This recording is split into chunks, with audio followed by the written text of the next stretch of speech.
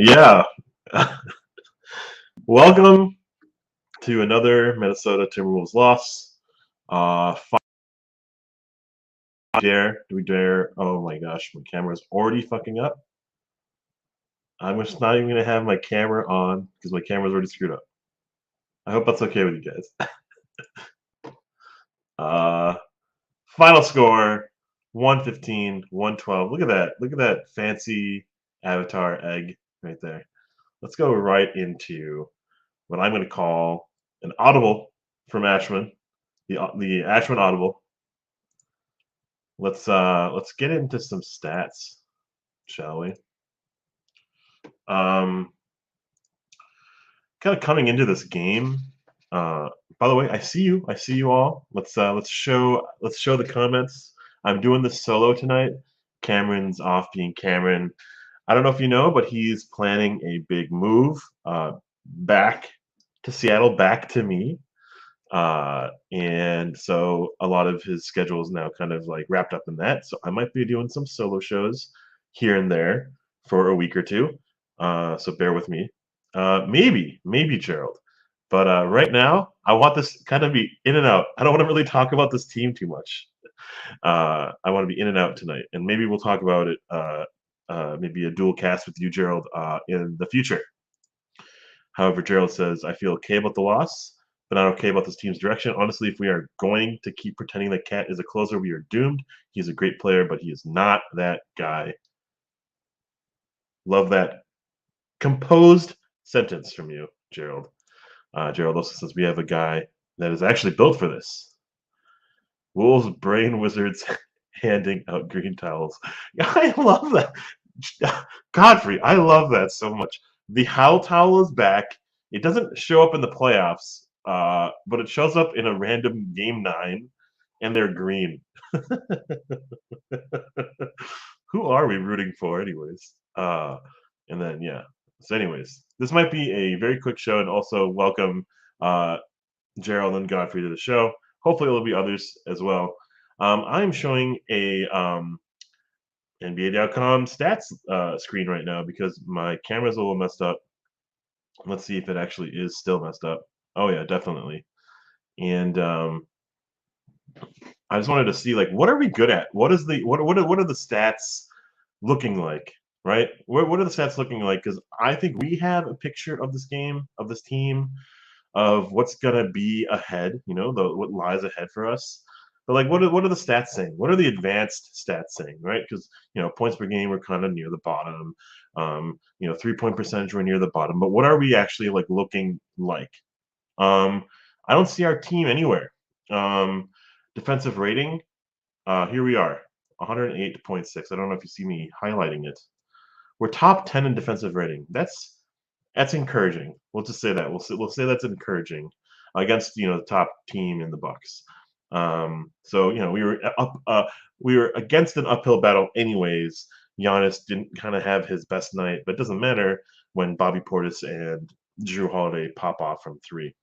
Even Beauchamp, the rookie Beauchamp, goes for career high. That's great. We are great at doing that.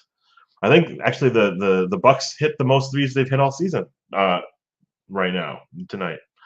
Let's look at net rating. So offensively, player impact, we have nowhere to be found. Offensive rating, nowhere to be found. Net rating, nowhere. Assist percentage, oh, that would be an obvious one that we're not including and we're not part of. Assist to ratio, not there. Assist to turnover ratio, well, if we're not assisting and we're turning over the ball a ton, of course, we're not getting there. And effective field percentage, offensive rebound percentage. So it looks like we can rebound the ball decently, right? Offensive rebound, we're in top 10 in the league. Defensive presence, a lot of that defense rating happens to deal with like closing out possessions so they don't get multiple looks at a shot. So we're there. We're there. Encouraging signs. That's kind of by default by including a Gobert in any lineup, though, right? Don't you think? We're nowhere in any of the top 10 of any other statistics. I think this point last year, we were top 5 in so many of these categories. We were playing for each other. In so many ways, I feel this team is missing that on-court presence. that presence, that leader that barks you, into a mood, into a mindset. The Draymond Greens. Oh, who did we have last year? The Patrick Beverleys of the league. That like we respond to them maybe more so than like kind of like an apathetic Finch. Apparently, Finch yelled at his players tonight. That was cool. That's great to hear from ESPN sideline reporter, whoever that was. Like, really, you're yelling once and it's getting reported on, on a national televised broadcast. I don't see it. I don't see a whole lot of, um, you know, give from the team responding to the coaches. I think there's a lot of leniency. Think there's a lot of trust that needs to be reestablished. That we're just kind of giving. We're just by default giving to the players that we are paying the money for. Godfrey says, "Where's the ice?" Well, it's all over the court. It's just brick after brick after brick. It's an igloo out there, my friend. D'Lo is a lost cause. I don't know if there's any sort of return to form. Return to what form, actually? His Brooklyn form, I think that was a really interesting season, anyways, where he was kind of a one-off player looking for an extension, getting traded to Golden State in the offseason, and hasn't really looked like the same player since. Let's look at players. Like, this is just kind of an audible for me here. I know this is not very entertaining at all, and it sucks that you don't see my face. If you want to, though, here it is. It's frozen. So that's why. Okay. PIE, the offensive rating, defensive rating. Who do we see here? Who do we see in this list of players? Maybe I'll zoom in just a little bit more.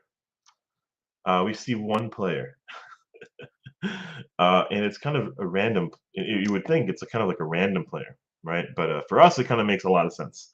Jordan McLaughlin, leading our team, leading the NBA in offensive rating. Like he's second next to Mikal Bridges, which is interesting. Mikal Bridges looks great, by the way. He's like a stud, getting underpaid, whatever. Right? Look at all these players. Nowhere to be found. Oh, wait. Net rating. We have an offensive rating. We have a net rating. Jordan McLaughlin's there again. So he's the second best player in the NBA in net rating. These are probably skewed stats as well. But just in general, I don't see any of our players that we're paying the big bucks for. I'm seeing a John Wall in assist percentage. I'm not seeing any of our guards in assist percentage, right? I used to remember them. Michael Williams, um, you know, the guys who would get good turnover to the Chauncey Billups, the Terrell Brandons, the Ricky Rubios, the good assist to turnover ratio players. Maybe they couldn't make a shot, but that was them, and we had that like kind of staple in our DNA as a Timberwolves team. We don't have that this year. We don't have a player who's like really gonna get everyone else involved, and it sucks that D'Lo's put in this position. It also sucks that we have D'Lo to have to be put in this position, right? Like, why do we not have someone who's going to be like better suited at getting everyone else the ball, keep the ball moving, keep the defense is guessing. Our offense is so predictable, and it's kind of telling in these numbers, right? Even if it's just player driven, like nowhere to be found. Oh, we got another Jordan McLaughlin. Even though he doesn't pass the rock, a whole lot compared to other players, and like by volume, he's still at a 40% clip assist to turnover ratio. That's pretty awesome. Nowhere to be found is a single other Timberwolves player, and these advanced stats that I would think would matter a lot to see the success of our team. All right, here we go. Offensive rebound percentage, Rudy Gobert. Defensive percentage. Apparently, even though Gobert is leading the NBA in rebounds, he's not there in defensive rebounds percentage. And looks like Gobert's there. So it's Gobert, Jordan McLaughlin. That's it. Where's Cat? Where's D'Lo? Where's Ant? Ant is supposed to have this meteoric rise this year. And I feel it's coming and going. It's more going than it is coming. Right out the door, it feels like. Like it's not really sustainable. It's not really. I don't really feel like he's has impacted the season as we wanted him to. All right, so cool. Let's. We've seen this. We've seen this. I could kind of like really bore you to tears with just fucking tabs on a website. But I'm also looking at this like, okay, what are we really good at as a team compared to all the other teams? I'll just kind of go top 10. Like, points, not in the top 10. We are kind of in the middle, right? Field goals made. We're apparently we're solid. I wouldn't be able to tell you why, but we also attempt the most, some of the most shots in the game, and like 93 shots a game, hitting at like a 46% clip. I guess that's okay. I guess that's good enough for the NBA. It doesn't feel good enough for me. It doesn't feel like we're getting good shots. I was checking out Cleaning the Glass earlier today and some other stat line sites tonight, and it doesn't seem like we're getting good possessions. We're getting decent possessions, but not good possessions. We're getting contested threes. We're getting paint drives, but we're getting contested twos, but we're never getting to the line on those twos. Those mid-range twos, those like close to the rim but not all the way at the paint twos, those floaters like D'Lo showed us tonight. We don't know how to do this. We are inept at a 22% usage rate, according to cleantheglass.com. We're shooting like 23% of our shots are mid-range, and we're shooting them at like a 30% clip. Like I don't understand why we're doing these things on repeat when we were all about stats like just a couple of years ago. Um, we were down by like what was it, 6 or 8 or something at halftime, and they had taken like I don't know, maybe the same amount of threes, but they at least had made 5 or 6 more threes than us. So I was feeling kind of good going into halftime. Then I'm seeing just like carelessness. We start the third quarter with an offensive foul or a turnover. They start, hitting with an wide open three. We give them another transition bucket. Anytime we get kind of close, that like 9 point, 8 point, like um, deficit, they go on a 6-0, 7-0, 8-0 run. We start feeding the ball to Towns, and Towns, when Towns is involved in the offense, there's good things and there's also bad things. It becomes very predictable, in my opinion. And yeah, I feel the frustration because from fans, but also just from the team itself. You can see it on the court. There's like no one's playing for each other. Everyone's kind of just like, oh, it's my turn, and then it's your turn, and then it's the other person's turn, right? Cat got a lot of possessions in a row, and then Cat was nowhere to be found. Cat had a pretty strong first quarter, and then it was nowhere to be found until that fourth quarter surge, right, where we were forcing it on to him. Ant had a pretty solid game all around, but like where was he when it really mattered? I didn't see him, because we were feeding Cat. We weren't really pushing for an active offense. We were just like setting it to Cat and forgetting, right?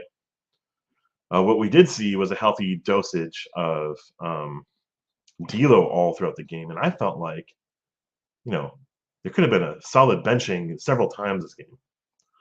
Man, what a difference the Bucks are to look at versus the Spurs versus the Lakers versus, like, man, what a well-oiled machine the Bucks are. And anyone can pop off, as we saw with Drew Holiday, Bobby Portis, you know, Beauchamp.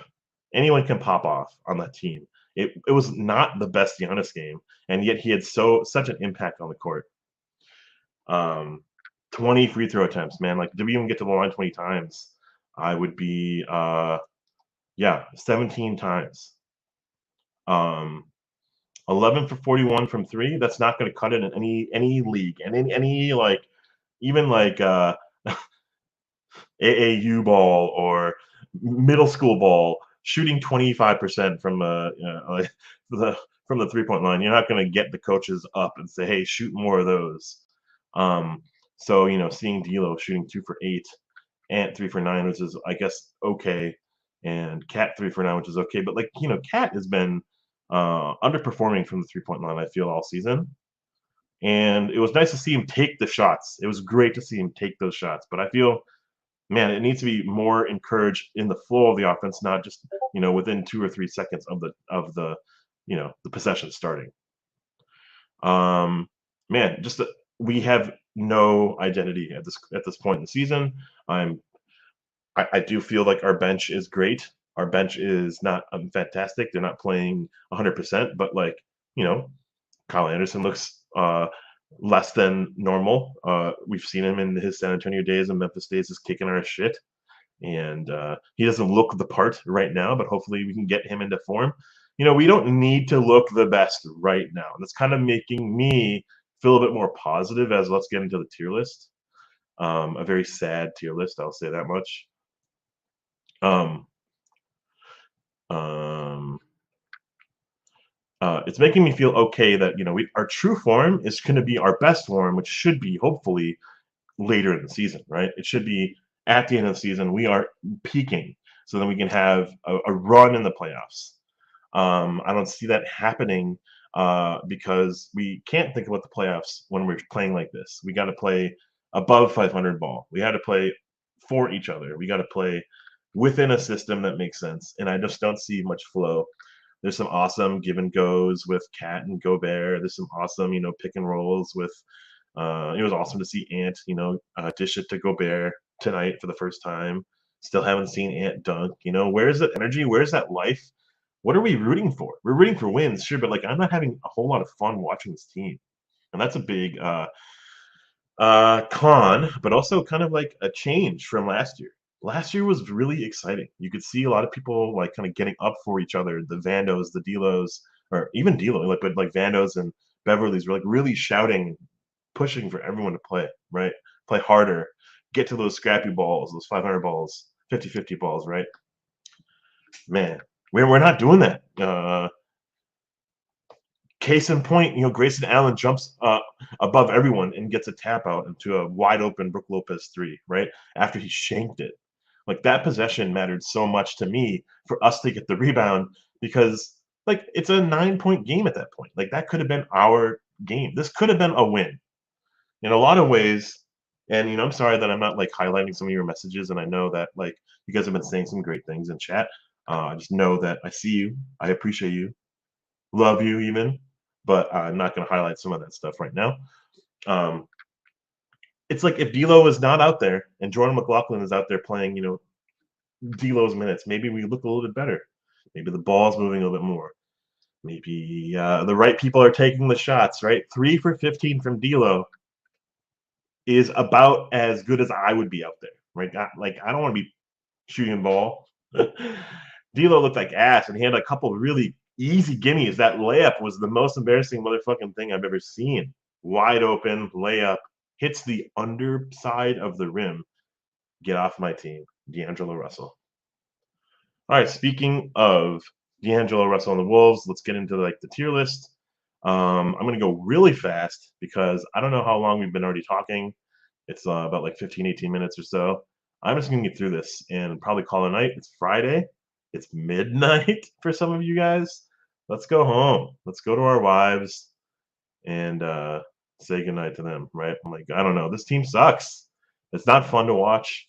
And there was hope. There was those that copium, that hope that we could get back into this game. No team is 100% safe versus us, but actually I feel like most teams are 100% safe versus us.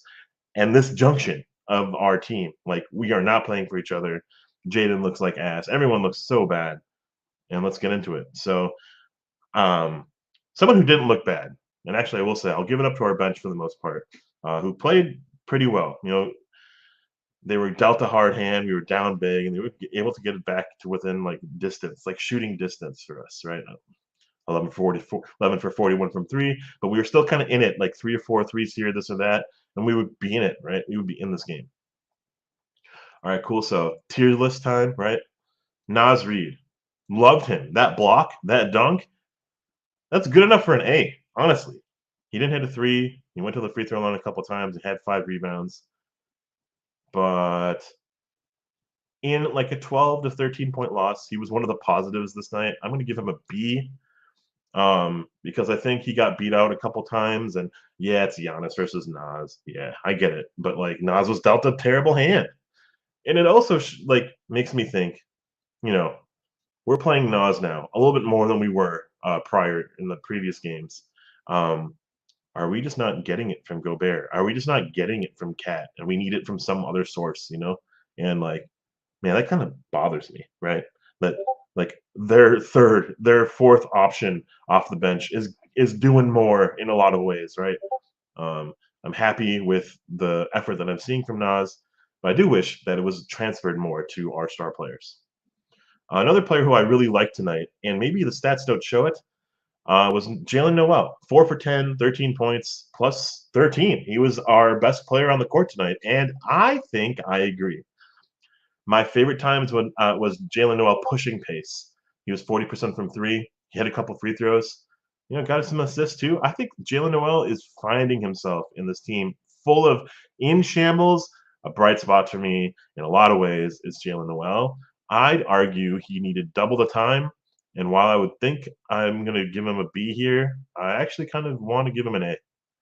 Like, it's not like in this outstanding, remarkable performance, but in a game where we could have been blown up by 30. I think him and the next player, Jordan McLaughlin, had it going for us. While maybe not production wise, they gave us a chance. And I think McLaughlin solid. He was just solid. He didn't really screw us over. Didn't do much like statistically, but it just felt like the ball moved with him on the court. And so, while I want to see more from J Mac, Baby Mac, I loved him on the court over D'Lo, his patriarch. Like the player who he subs out for. Torian Prince, I think he did a pretty solid job. Who sucked was Jaden McDaniels in a lot of ways, kind of giving it over, coughing the ball over a little bit. He needed more time, but like foul trouble, turnover prone. Give it to Torian Prince, and he was solid. Like he didn't do anything great, but nothing terrible. I think it's deserving of a C, maybe a high C. We'll say that much for Torian Prince. Kyle Anderson, I'm just gonna give a Wancho. I didn't care for him. I didn't like what he was doing out there. I thought we had a really stupid fucking lineup out there where we had TP, Jordan, Jalen Noel, Naz Reid, Cat, and Kyle Anderson. Kyle Anderson was bringing the ball up in the court, and that's cool. Like, what is he best known for? Is kind of those slow drives and stuff. But like, I don't know. That didn't seem like the best lineup. Yeah, I just don't like experimenting right now. I like finding flows and rhythms and people who are like working and work with those people that are working. Like I wish I had way more Jalen Noel, way more Jordan McLaughlin, way more Ant playing with each other because it felt like those three players are working really well together. Okay, cool. So I don't know. Maybe there's some other bench players that played. No, there wasn't. This was a game for like a Bryn Forbes. Like let's get like a gunner to see what happens and see if he's a flamethrower or not. Right? Like give him 5 minutes, give him possession, the green light, have him shoot, see what happens. Because we weren't making threes from literally anyone. So have someone else because we needed any catch up and any help whatsoever. Our starters, I think, for the most part, weren't that great. I think they were outclassed in almost every possession, every like position rather. D'Lo, I don't want to talk about him. Glenn Taylor / Wancho. I think what was it? The first possession he took a shot. The second possession he took a three. I think he made the three, which made him take the third shot. The game was just D'Lo's sticky fingers, and maybe his stats looked okay, and then it just bottomed out. Then he was like 0 for. Maybe I can look at the NBA.com stats in terms of like first half, second half, but I'm pretty sure he scored 0 points in the second half. I think he was just a dud, and that underhanded layup plus that like floater really did it for me. I was really mad, really disappointed in D'Lo, who I don't know who we're going to be able to like offload for, right? I'm so sorry, everyone, if people are talking and I'm not responding. Let's look quickly at the chat. D'Lo shot 3 for 15, but that was like 20 minutes ago. You said something like that. Grayson Allen. Yeah, of course, right. D'Lo sucking all the air out of our locker room because he knows his days are numbered. Man, you think? You think? I do feel strongly that not all these players are natural born leaders. Ant is not a leader. He's a play by example kind of guy. Jaden doesn't want to say a fucking word. He's just like a play by example guy. Gobert has to step into this role, right? Cat has to step into this role. As much as he wants to be a leader, he's not that guy. As you said earlier, he's neither that 1A player as well as he's not the leader. I think D'Lo could be a leader, but he's not showing it out, right? Like his stats don't show that we should care what he has to say, really. We should be embarrassed if he's our leader. So it has to come from others. And apparently TP, Torian Prince, is doing it. I've heard Jalen Noel barking a cup occasionally, right? That's cool. But man, it sucks that we don't have a Beverly to kind of just like bark our guys in line. Um, we have just had some sort of problem that we have no visibility in. Um, we have to have some sort of problem that we have no visibility in. I don't. Yeah, like us, we aren't sure what the problem is, but we have to have it like in the locker room, on the court. We aren't figuring it out, but they have some off court issues that they have to deal with. Yeah, why aren't they just sticking with whatever's hot? Yeah. And Godfrey says, Wolves fan needs to stand for the first two baskets for D'Lo to get motivated. Oh man, I love this commitment to the bit, Godfrey. You've been proven right time and time again. Even though when we tried to, you know, try to disprove your theories, uh, he's ice. There's no ice in his veins though.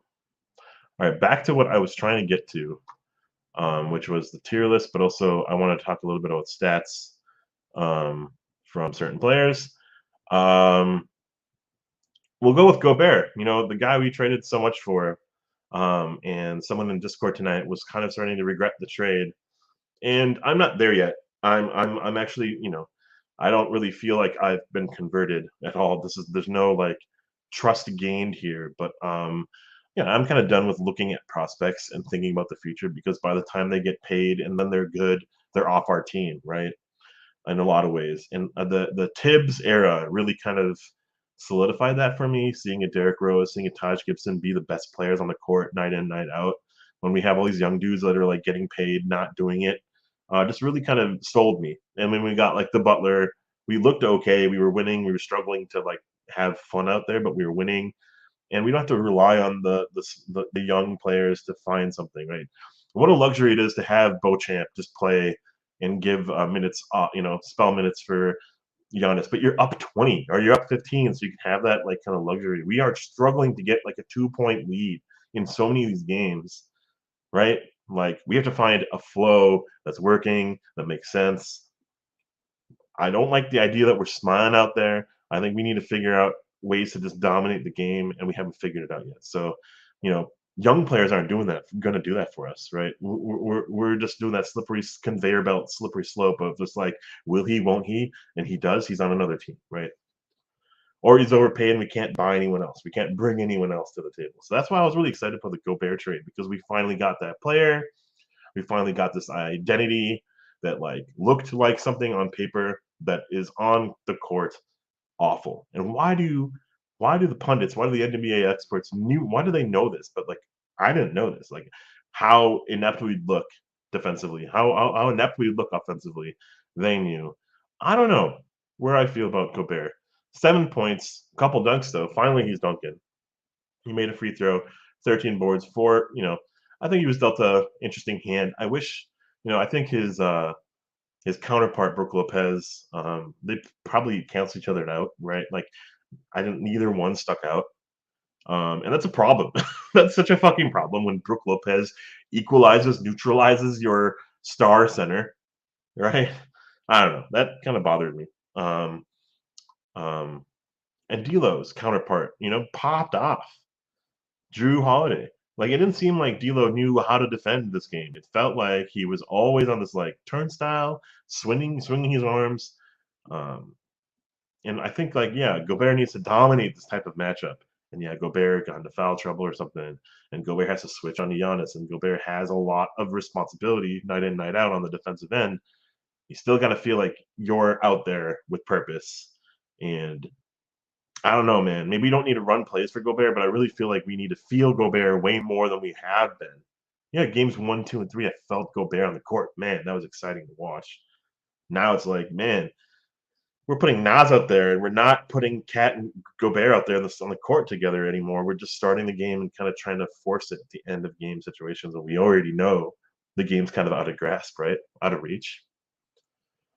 Jaden McDaniels, 9 points, 4 for 5 shooting, including that three that was such an epic halftime buzzer beater three, right? That the three really got me motivated for halftime and see, hey, maybe that was a spark, right?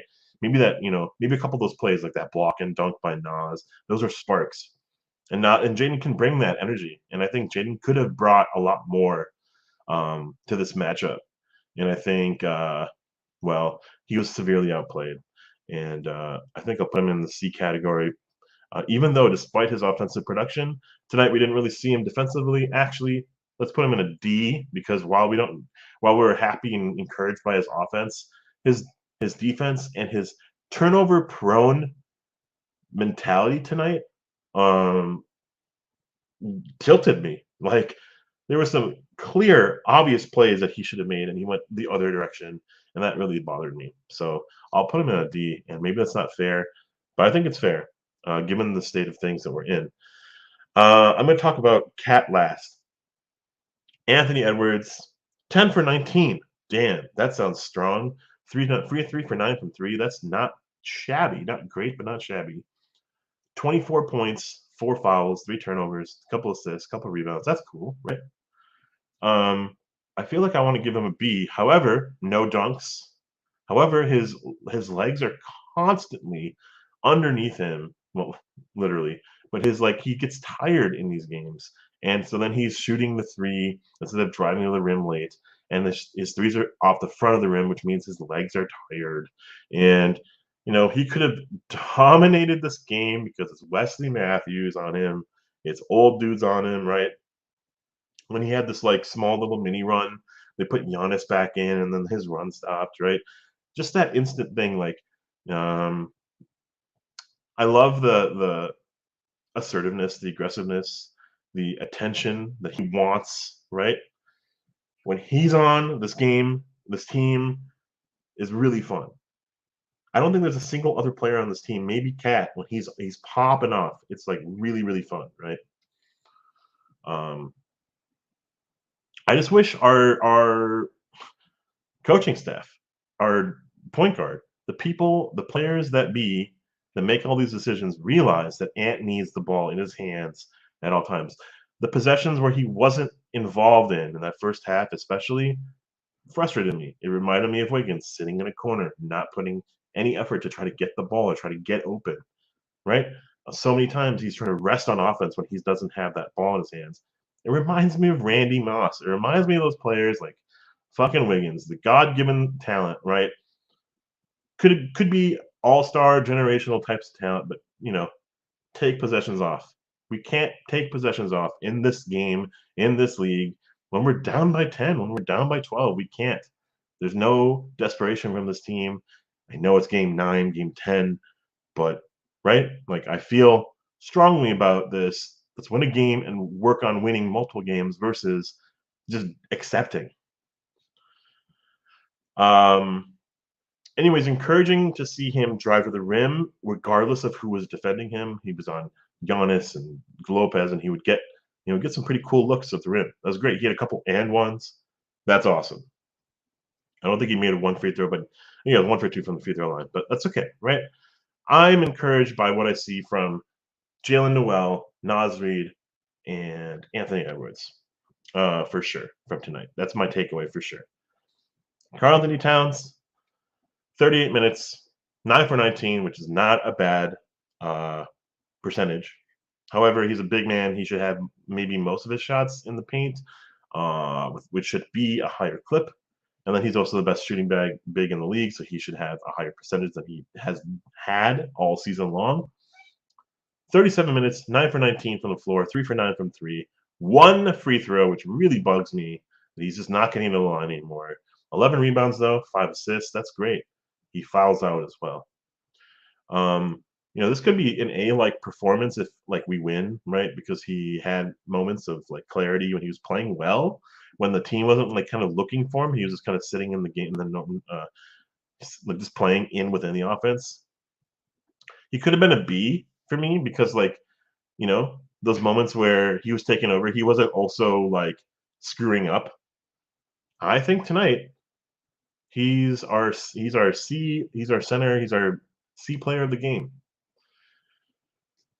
22 points, 11 rebounds, 5 assists is about average, first of all.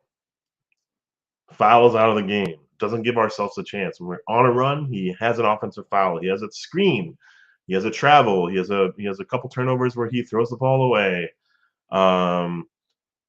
It bothers me that it's still year 8 and we're getting these kind of moments of like lapses of judgment, lapses of you know, like what a veteran should be doing. And when he has the ball in his hands, I don't always know what's happening. Uh, I know it's going to go in one direction, but I don't know always what's going to happen. And while he's cleaned up a few things, I'm not seeing the stray voltage. I'm not seeing the rah rah from him. I'm not seeing the random, exaggerated contact and the bitching at refs. That's awesome. That's like almost like a B level worthy stat right there. It's like not in the box score, but the offensive fouls and turnovers. You know, he was dealt a hand of guarding Giannis at times, guarding Brook Lopez. I think we could have seen a lot more out of Cat. This had the start of a game where Cat could pop off, and then we just saw him kind of like wilter into the background. And Nas had a moment, and so Cat wasn't out on the court, or Cat wasn't engaged, right? Because Nas, it was all about Nas in that like 2 minute blip. I'm just, our star players not taking over the game in all moments of the game. There's not a healthy distribution of, you know, maybe we see it in the box score, but we don't see it on the court. It's just my turn, your turn. It's kind of the same fucking story every game. Um, cool. I don't know. Not so sure. All right, so let's look at the chat because I've missed a few things. So much negativity with such a new team. Actually, hard to listen to. A bunch of people who keep complaining. Yeah, I hear you. Give it a little bit more time and then complain. All right, so I love this comment. However, I don't know what that fucking time is. You tell me. We need to play. We need to wait till game 44. That would be great, right? You tell me that, and I'll just shut up. I'll wait until game 44 to have any sort of negativity. I don't know. We had a chance of winning this game. I don't think the Bucks were playing their best. They were shooting slightly better from three, and that's about really it, right? Uh, we could have had this game. It just didn't seem like it just didn't seem like it. It didn't seem like we wanted it. Um, he also says Cat has been complaining less. Yeah, totally. Just putting his head down more, but he still did a little bit of it. He's better when he isn't complaining, though. Agreed. I think we're seeing a pretty good season from Cat right now. It's just I not maturing into wins, not producing victories, right? So that must mean something. Like we're seeing a better Cat, but as a result of not a win. Ant has way too many powwows with the refs. Don't ever compare Ant to Wiggins, please. I will. I'm sorry. I will be. I'm not seeing him elevate his athleticism, his God given talent to just power through anyone and get to the rim with controlled chaos and dunk it. I don't see that from him anymore. I'm seeing a volume shooter that needs a lot of shots, but also so did Wiggins, and he would be like not 7 for 19 repeatedly on our team. That's kind of what Ad's stat line has been. Not getting to the line, right? That's Ant.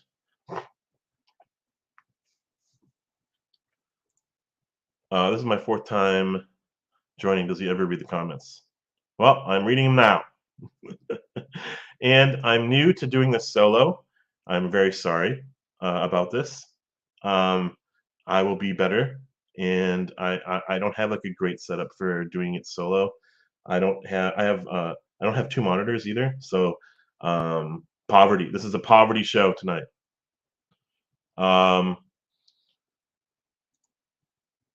WAD is down a man. That's us. Oh, nice. And his BBIQ is way too low to have the ball in his hands this often at the end of the game. And I believe you're responding to Cat on that.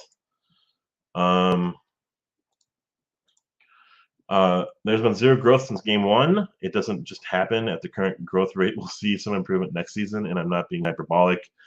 The growth is 0. I'm leaning that way with you, Gerald. I don't know where it's going to come from. It has to come from within, as cliche and as silly as that sounds. And it's as what we're going to hear from Cat post game is we just got to find a way to win. We got to play Timberwolves basketball. We got to be desperate. We got to be great. We can't be good. We got to we're going to hear that stuff, and it's going to be great. Ear candy. But as Gerald may have hinted at, like there must be something happening in the locker room. There must be something happening in practice where you know we're practicing, we're preaching ball movement, and we're not doing it on the court. So like, what the fuck are we like wasting our time for? We're watching film, we're getting our bodies ready for these games, but we're not like doing what we're watching. We're not doing what we're like asking for each other. We're not getting everything out of our players. And that comes and goes. Normal NBA things, normal Timberwolves things. But like last year at this time, maybe we're 4-9, and it felt a little bit better than it does right now when we have an all-in trade on one of the best players of our like last 15 years in Rudy Gobert. So man, it's fucking crazy to me. We'll complain whatever we want, and we love you either way. I get the feeling that Glenn Taylor is why we have to play Cat as our main attraction. I don't have that feeling, but I do think it's kind of like catering to ego. I do think there's an ego issue on this team. I think we've said this ad nauseum, but we know whose team this is, but do they, right? And so, well, Cat's getting paid the big bucks. He's had these press conferences about him being a leader and stepping up and representing Timberwolves in Minnesota. Haven't seen a whole lot of it so far. And apparently Glenn might be God himself. Well, that would suck. Cool. 43 minutes live show. No quadrant of woe tonight. I'm sorry, boys. And I don't even know if we hit Arby's. Let's check the stats. That would be a no. That'd be a negative, dog. No Arby's. That means the stream ends on an outro. That is also the intro. Hope you guys enjoyed the show. Please, as the banner that never went away says, don't forget to like, subscribe, comment, share, do whatever the fuck you want. But I hope you have a good weekend, and I'll see you next time. And as always, much love from us. Join us on the Discord, because we have a cool little group that comments and bitches about our team on Discord. If you need more of this in your life, join us. Intro's the outro. Have a good one, everyone.